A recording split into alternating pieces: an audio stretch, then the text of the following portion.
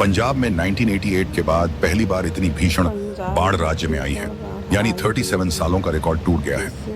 हिमाचल, जम्मू कश्मीर में चल रही बारिश के कारण सतलुज, ब्यास और रावी नदियों का पानी उफान पर चल रहा है। आप यहाँ पर देख सकते हैं कि पंजाब के किसान किस तरह से अपनी फसलों को बचाने के लिए मेहनत कर रहे हैं। आसपास में काफी दूरी तक रिहा इलाकों में इन नदियों का पानी आ गया है। कुछ इलाकों में तो ऐसी स्थिति है जहां तक नजर जाती है वहां तक सिर्फ पानी ही दिख रहा है। खास तौर पर पठानकोट, गुरदासपुर, फाजिलका, तरनतारण, कपूरथला, फिरोजपुर, होशियारपुर और अमृतसर में हालत बहुत खराब है।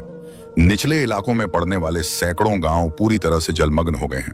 दूर से देखने पर घरों का थोड़ा सा हिस्सा ही दिखता है, क्योंकि अधिकतर पानी में डूब चुके हैं और हजारों लोग पलायन कर चुके हैं। पंजाब में आई इस बाढ़ का मेन कारण आप अपनी स्क्रीन पर देख सकते हैं। यह रावी नदी है और आप यहाँ पर देख सकते हैं कि पानी किस हिसाब से आ रहा है। और हिमाचल में और भी नदियां हैं जो कि उफान पर चल रही हैं, जिसमें ब्यास, सतलुज और रावी नदी है। जितने बड़े डैम बने हुए हैं वह अपनी क्षमता से ऊपर भर चुके हैं और वहां से मजबूरन पानी छोड़ा जा रहा है, जिससे पंजाब के निचले इलाकों में बाढ़ जैसे हालात बन चुके हैं। अजनाला के 45 गांवों में बाढ़ से तबाही मची है, जहां 7 फीट तक पानी भर गया है। रावी नदी का जलस्तर बढ़ने से 24 किलोमीटर तक पानी घुस गया है, जिससे 60 से 70 हजार लोग प्रभावित हैं। लोग छतों पर रहने को मजबूर हैं। पीने के पानी और भोजन की कमी है। ऐसे में पंजाब के बहुत से युवा, बहुत सी संस्थाएं आगे आ रही हैं और बाढ़ में फंसे लोगों की सहायता कर रही हैं। यहाँ पर आपका भी फर्ज बनता है, अगर आप पंजाब के लिए कुछ कर सकते हैं तो आप हेल्प कीजिए। जितना हो सके उतना हेल्प कीजिए, ताकि यहाँ पर बाढ़ से जो भी लोग फंसे हैं उन्हें खाने पीने की कोई भी कमी ना हो। अगर आप इतना नहीं कर सकते तो इस वीडियो को शेयर कीजिए।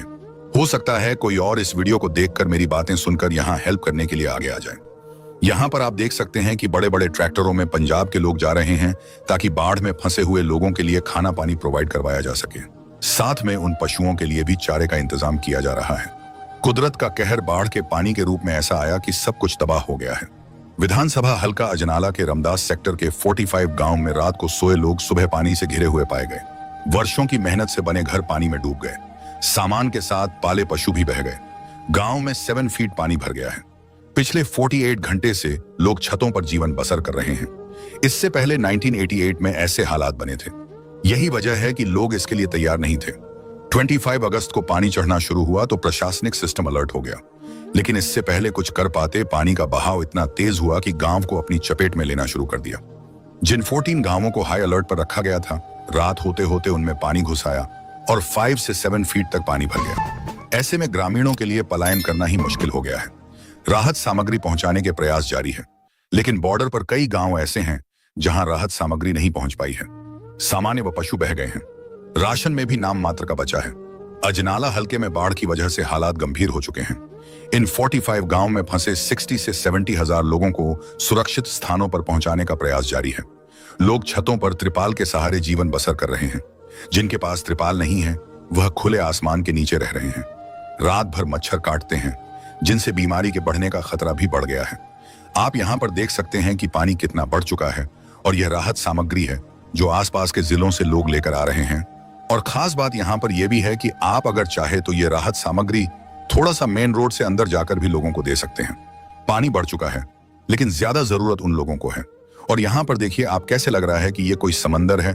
यह कोई समंदर नहीं है, बल्कि खेत खलियान है जो कि पूरी तरह से डूब चुके हैं। पानी में घर आपको दिख रहे होंगे बीच बीच में, बाकी सब कुछ यहाँ पर खत्म हो चुका है। गांव नंगल सोहली के सुखविंदर साहबजीत और जसपाल सिंह ने बताया कि गांव में 6 से 7 फुट तक पानी भरा हुआ है। ऊंचे घरों में लोग टेंट या त्रिपाल लगाकर रह रहे हैं। सामान और पशु बह गए हैं और राशन भी नाम मात्र का ही बचा हुआ है। बिगड़ते हालात के बीच श्री अकाल तख्त के कार्यवाहक जथेदार ने एकता का संदेश दिया है। उन्होंने कहा है कि इस मुश्किल घड़ी में सभी पंजाबियों को एक दूसरे का साथ देना चाहिए। कोई भी पंजाबी भूखा या असहाय ना रहे। हर प्रभावित परिवार को आश्रय और सहायता मिले। पंजाबियों को आपसी प्रेम और भाईचारे के साथ एक दूसरे का साथ देना चाहिए। जल स्रोत महकमे के अफसर बताते हैं कि पहाड़ी क्षेत्रों में वर्षा का जो पानी भूजल में भी समाहित होता है, वह भी बाद में नदियों और जलाशयों के माध्यम से पंजाब तक पहुंचता है। इसी तरह पहाड़ी इलाकों में बनाए गए जलाशय और बांधों से भी पानी संग्रहित होकर समय समय पंजाब में ही आता है। पंजाब में छोटे बड़े कुल 15 बांध हैं। यह पानी पंजाब, भाखड़ा नांगल डैम, रणजीत सागर डैम समेत अन्य छोटे बांधों पर दबाव को बढ़ा देता है। विशेष रूप से मानसून के दौरान उधर बाढ़ की मार झेल रहे लोगों का कहना है कि साल 1988 के बाद पहली बार सूबे में इतनी भयानक बाढ़ देखने को मिल रही है। अब बात करते हैं कि पंजाब में बाढ़ की सबसे बड़ी त्रासदी कब हुई है। साल 1988 में पंजाब ने सबसे बड़ी बाढ़ झेली थी। इसमें कई लोग व पशुओं की जान चली गई थी। कई जिलों में भारी जलभराव की स्थिति थी और सूबे में खासा नुकसान हुआ था। साल 1995 में भी बाढ़ ने कई क्षेत्रों में तबाही मचाई थी। इससे भी ग्रामीण और शहरी क्षेत्रों में व्यापक क्षति हुई थी। साल 2004 में बाढ़ ने कई नदियों के किनारे बसे गांव को प्रभावित किया था। साल 2010 में भी गंभीर बाढ़ की स्थिति बनी हुई थी। इस दौरान कई लोग प्रभावित हुए और संपत्तियों को नुकसान पहुंचा था। साल 2019 में भारी बारिश के कारण बाढ़ आई थी। कई क्षेत्रों में जलभराव था। साल 2020 में भी अत्यधिक बारिश की वजह से बाढ़ की स्थिति बन गई थी। अब साल 2025 की बात करें तो फिर से पंजाब के 7 जिले भीषण बाढ़ की चपेट में हैं। इन 7 जिलों में पठानकोट, फाजिल्का, गुरदासपुर, फिरोजपुर, तरनतारण, कपूरथला और अमृतसर में हालात खराब हैं। आप देख सकते हैं कि यह कोई नदी नहीं है बल्कि रोड है। और यहाँ पर आप देखिए, ये बॉर्डर वाला एरिया है, जहां पर आप सामने देख सकते हैं पाकिस्तान वाले एरिया में किस तरह से पशु, गाय, भैंस सब बह के जा रहे हैं। और ये बॉर्डर के इस तरफ वाला एरिया है। यहाँ पर आप देख सकते हैं एक जानवर कैसे पानी से अपने आप को बचाने की कोशिश कर रहा है। ये त्रासदी ना बॉर्डर देखती है और ना ही कोई मजहब देखती है। आपको ये वीडियो कैसी लगी आप हमें कमेंट करके जरूर बताएं।